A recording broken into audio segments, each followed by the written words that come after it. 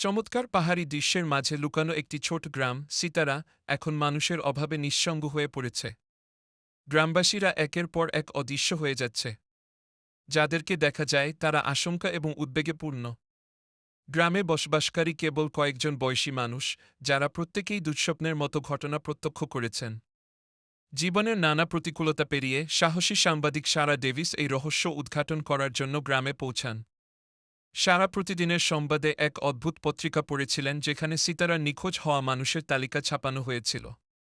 তিনি মনে করলেন এই রহস্যের পেছনে কিছু ভয়াবহ ব্যাপার রয়েছে। সারা যখন সিতারার প্রবেশ দ্বারে পৌঁছালেন, তিনি একটি প্রাচীন কুকুরছানার সাথে পরিচিত হন, যে সদা তার পাশে ঘুরে বেড়ায়। কুকুরছানাটি কখনো বসে থাকে না, বারবার তার চোখের ভাষা দেখে মনে হয় সে কিছু বলতে চায়।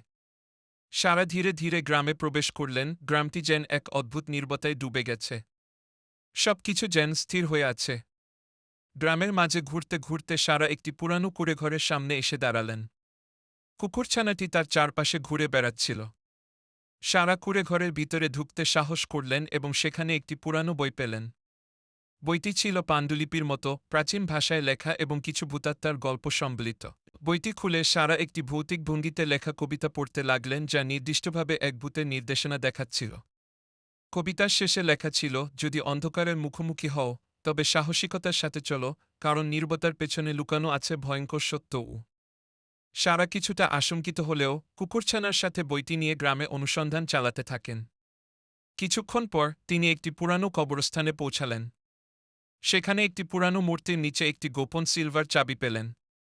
সারা যখন সেই চাবি ব্যবহার করে কবরস্থানের এক গোপন কক্ষ খুললেন, তখন সেখানে এক প্রাচীন আত্মার উপস্থিতি অনুভব করলেন। ভূতটি ছিল একটি ন্যায্যতা রক্ষাকারী পুরোহিত, যিনি সিতারার প্রাচীন যুগে এক ভয়ঙ্কর অশুভ শক্তির বিরুদ্ধে লড়াই করেছিলেন। ভূতের অভিশাপের কারণে গ্রামবাসীরা একের পর এক নিখোঁজ হচ্ছিল। সারা বোঝেন যে ভূতের মুক্তির জন্য তাকে বিশেষ পদ্ধতি অনুসরণ করতে হবে। সারা তার সাহসিকতার সাথে ভূতের নির্দেশনা অনুসরণ করে গ্রামের সবাইকে সুরক্ষিত করার জন্য একটি বিশেষ পূজা আয়োজন করেন।